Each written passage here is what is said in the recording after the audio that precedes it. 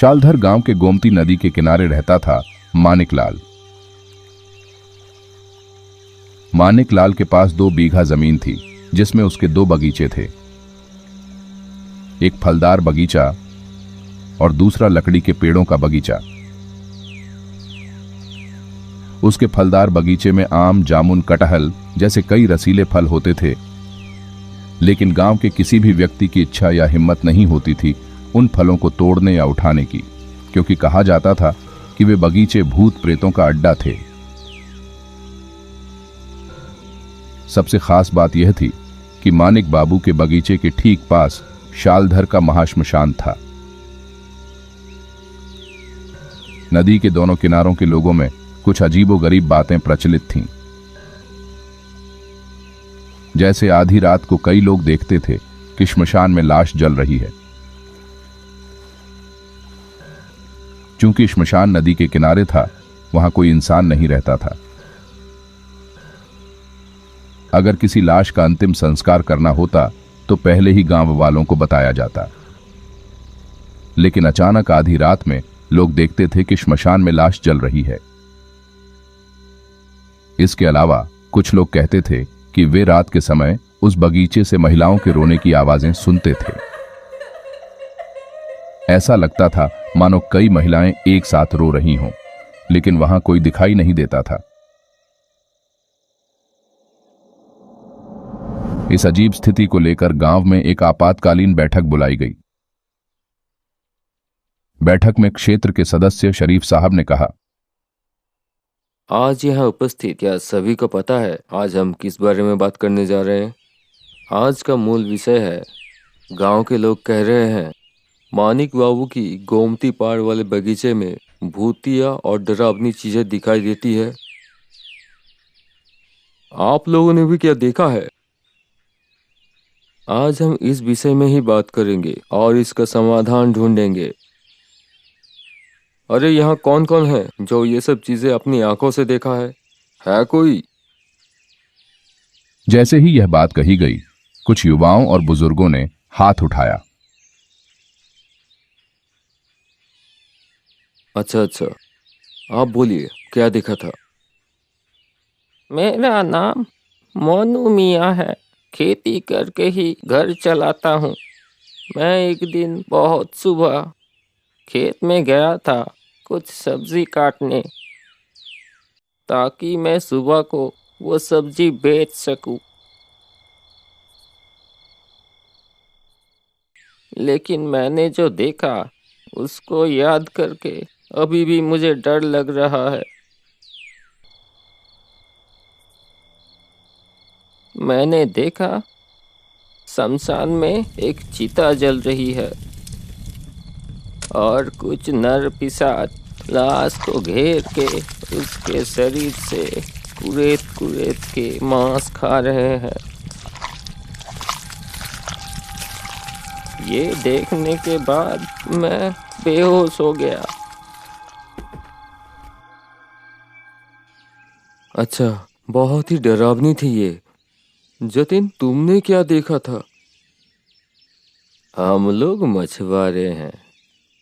मछली पकड़ना और बेचना हमारा पेशा है। मैंने जो देखा था वो बहुत ही डरावनी थी। उस दिन भी हर रोज की तरह मैं और मेरा दोस्त बीलू गोमती नदी में मछली पकड़ने गए थे। उस दिन जाल में मछली भी बहुत फंसी थी। हम लोग टोकरी में मछलियां भर रहे थे, लेकिन टोकरी भर ही नहीं रही थी।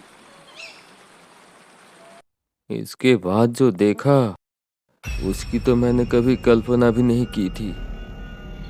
10 से 12 साल का एक लड़का जिसका सर उसके हाथ में था और वो टोकरी में से एक एक करके मछलियों को उस कटे सर को खिला रहा है।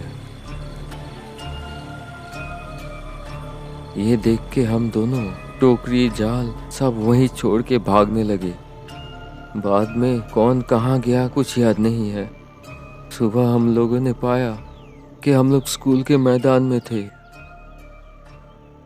इसके बाद से कभी भी रात को वहाँ जाल बिछाने नहीं गया। तुम लोगों से जो भी सुना, इससे लग रहा है बात काफी गंभीर है और चिंता की भी बात है। तो मानिक बाबू, अब आप बोलिए, आप इस विषय में क्या कहना चाहते हैं? देखिए मियाँ, कभी कभी गांव के लोग मेरे पास आके कहते हैं कि मेरे बगीचे में ऐसी ही कुछ घटती है या उनको दिखाई देती है। हो सकता है, मैं हैरान नहीं होता, क्योंकि इस बगीचे के पास में ही एक शमशान है। जहाँ शमशान है वहाँ इस तरह की घटना आम बात है। अभी मीटिंग में जो डिसाइड होगा उसी को मैं मान लूँगा। अच्छा, बहुत अच्छी बात है। तो ये बहुत आसान हो गया। आपके पास से ऐसा ही कुछ उत्तर आशा किया था। इसके बाद बैठक में यह निर्णय लिया गया कि मानिक बाबू के दोनों बगीचों के पेड़ों को काटकर 100 मिल में बेच दिया जाएगा। इसके बदले में मानिक बाबू को जो भी सहायता की आवश्यकता होगी, गांव वाले पूरी तरह से करेंगे। इस निर्णय के साथ बैठक समाप्त हुई। अगले दिन मानिक बाबू एक आरा मिल से दूसरी आरा मिल घूमने लगे, लेकिन जैसे ही कोई मिल मालिक गोमती किनारे वाले बगीचे का नाम सुनता, वह पेड़ काटने से मना कर देता।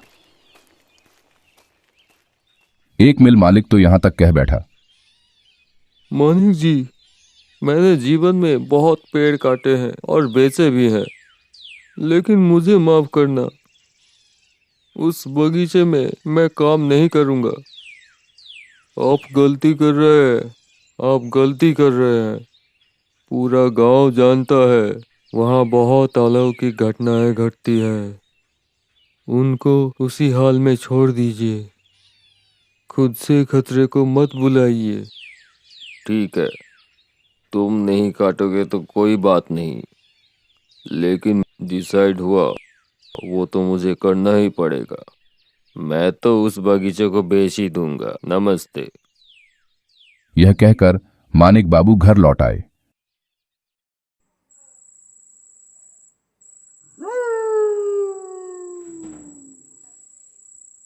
रात में खाना पीना खत्म करके जब मानिक बाबू बिस्तर पर लेटे तो अपनी पत्नी से बातें करने लगे।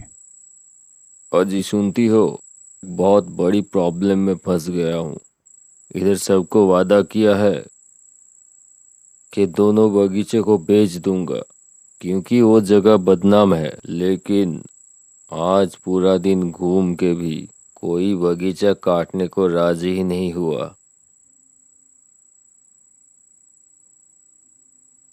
सबसे कम कीमत में भी कोई राजी नहीं हुआ। अभी क्या करूं, कुछ समझ में नहीं आ रहा। आज रात को तो नींद भी नहीं आएगी।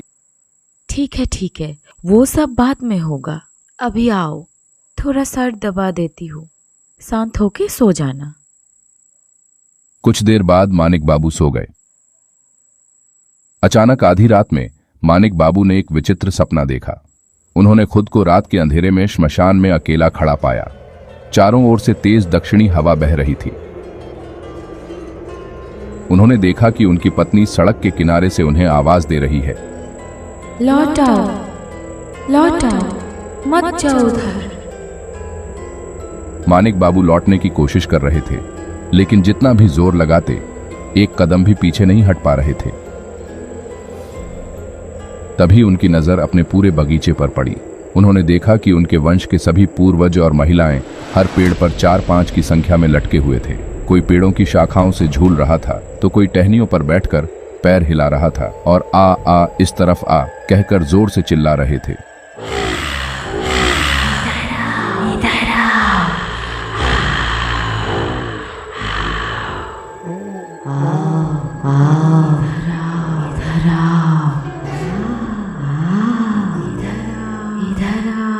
फिर कुछ लोग कहने लगे, ये बगीचा मत काटना मानी, ये बगीचा मत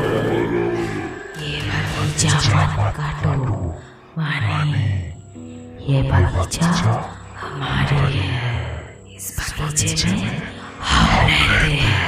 गलती करेगा खत्म हो जाएगा। लौट जा। हाँफते हुए मानिक बाबू अचानक नींद से जाग गए, बिस्तर पर उठकर बैठ गए। उनका पूरा चेहरा और माथा पसीने से भीग गया था। उनकी पत्नी ने अचानक यह महसूस किया और उठ गई। अजी क्या हुआ? कोई बुरा सपना देखा क्या?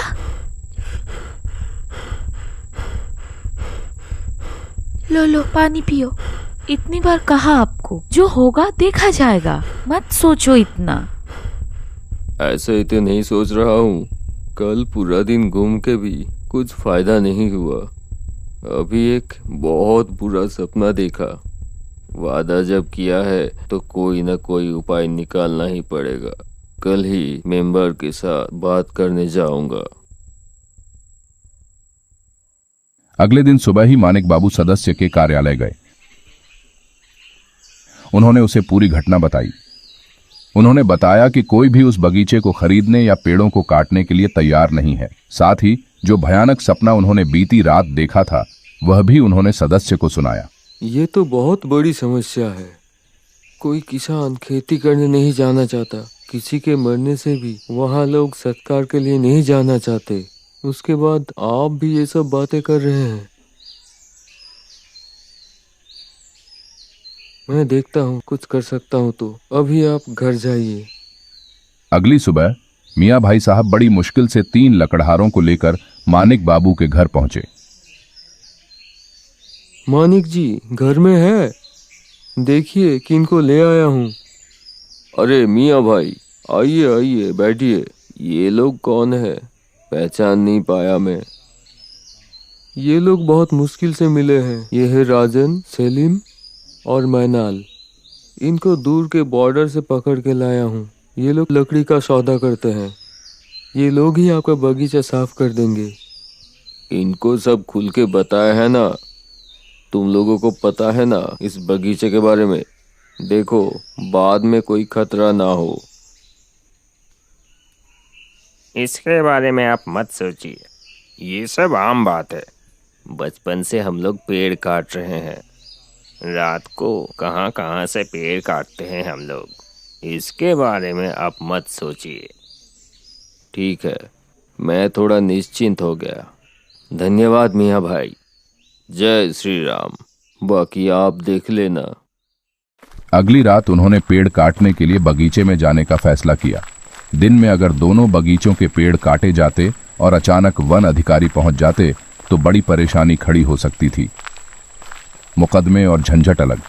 इसलिए लकड़हारों ने रात में ही पेड़ काटने का निर्णय लिया। यह सर्दियों की एक सुनसान ठंडी रात थी। चारों ओर कोहरे की चादर लिपटी हुई थी, जिससे एक रहस्यमय सा वातावरण बन गया था। हर तरफ सन्नाटा और एकाकीपन। बगल में शालधर का महाश्मशान दिखाई दे रहा था। समय समय पर सियारों की चीखें सन्नाटे को चीर रही थीं, जो राजन, सलीम और मैनाल मियां के दिलों को तीर की तरह भेद रही थीं। इसी बीच राजन ने एक पेड़ के तने पर कुल्हाड़ी मारी। कुल्हाड़ी का वार पड़ते ही पूरे बगीचे में एक अजीब सी हवा चलने लगी। अचानक चिड़ियों, चमगादड़ों और कौवों का झुंड बगीचे से उड़कर बाहर निकल गया। सेलिम भाई, ओ सेलिम भाई, कैसी एक हवा चली।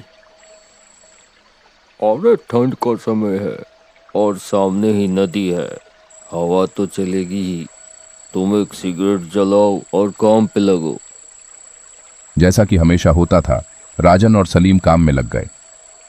एक और वार करते ही अचानक पेड़ से खून बहने लगा। ये क्या खून? सेलिम भाई, ओ सेलिम भाई, पेड़ से खून निकल रहा है। देखिए देखिए देखिए। ठीक उसी समय पूरे बगीचे की जमीन और पेड़ जैसे थोड़े से हिलने डुलने लगे। मैनाल भाई देखिए, सच में लाल खून। भाई मुझे भी कैसा लग रहा है। हम लोग कोई भूल काम तो नहीं कर रहे। कोई इस बगीचे को काटने को राजी नहीं हुआ था। कुछ पैसे की लालच में हम लोग कुछ खतरा तो नहीं बुला रहे। अरे नहीं नहीं, मेंबर साहब को जुबान दिया है, ये बगीचा काटना ही पड़ेगा, नहीं तो वो बहुत सवाल करेंगे। कोई इज्जत नहीं रहेगी, बाद में कोई काम भी नहीं मिलेगा। चलाओ तुम लोग, हाथ चलाओ, तुम लोग जल्दी से काम पे लगो, ये सब बाद में देख लेंगे। मैनाल मियाँ ने इस अजीब घटना को नजरअंदाज करते हुए उन्हें फिर से काम करने को कहा। इसी बीच उन्होंने देखा कि श्मशान भूमि में कुछ लोग झुंड बनाकर फुसफुसा रहे थे। उनके शरीर काले काले सायों जैसे दिख रहे थे। अरे, शमशान में ये सब लोग अचानक से कहां से आ गए? मुझे ये जगह अच्छी नहीं लग रही। हम लोग चले जाते हैं। जान बची तो लाखों पाए। भाई लोग चलिए। अरे चुप तो, इतना डर क्यों रहा है? कोहरे की वजह से हम लोग उनको नहीं देख पाए थे। काम करो, समझा? काम कर। राजन की बातों पर किसी ने ज्यादा ध्यान नहीं दिया। अचानक एक 10-12 साल का एक छोटा लड़का, जिसका चेहरा पीला और सफेद था, उनके पास आया और कहा, चाचा, ओ चाचा, मुझे कुछ लकड़ी दो ना, मेरे पिता को जलाऊंगा। हम लोग गरीब हैं, इसलिए जो लकड़ी जुगाड़ हुआ है उससे पिताजी को आधा ही जला पाएंगे। दीजिए ना मुझे कुछ लकड़ी, चाचा जी। तुम रुको, मैं तुम्हें छोटी लकड़ियां देता हूँ। मैं भी कुछ लकड़ियां तुमको दे आऊंगा। लकड़ियाँ काटनी नहीं पड़ेंगी, मैं वो बड़ी लकड़ी ही लेके जाऊंगा।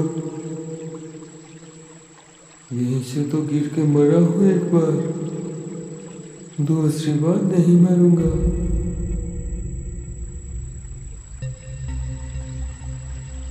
उनकी आंखों के सामने पल भर में वह छोटा बच्चा भारी भरकम पेड़ों की टहनियां कंधे पर डालकर श्मशान की ओर ले जाने लगा।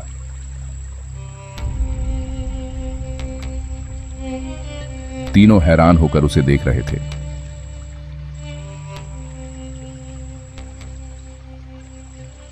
धीरे धीरे वे तीनों भी श्मशान की तरफ बढ़ गए। जब वे वहां पहुंचे तो जो उन्होंने देखा उसे विश्वास करना मुश्किल था कि वे जीवित हैं या मृत। उन्होंने देखा 3 शव सफेद चादरों में लिपटे हुए थे। अचानक जैसे ही हवा चली, चादर उड़ी और वे देख पाए कि उन तीनों के मृत शरीर जमीन पर पड़े हुए थे। लड़के के पिता ने कहा, बेटा आ गया, जल्दी से आ गया। आज रात तीनों को जलाना पड़ेगा, सुबह होने के बाद नहीं होगा।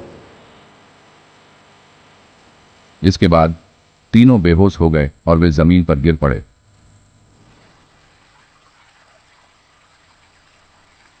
अगले दिन उन्हें नदी के किनारे पाया गया। वे बुरी तरह बुखार से तड़प रहे थे। मानिक बाबू का वह बगीचा फिर कभी नहीं काटा गया। आज भी वह वैसे का वैसा गोमती नदी के किनारे अतृप्त आत्माओं का अड्डा बना हुआ है। क्या आप में से कोई है जो उस बगीचे को काटने का साहस दिखा सकता है? भूत हो या न हो, हमारा मानना है कि कोई भी पेड़ काटना नहीं चाहिए।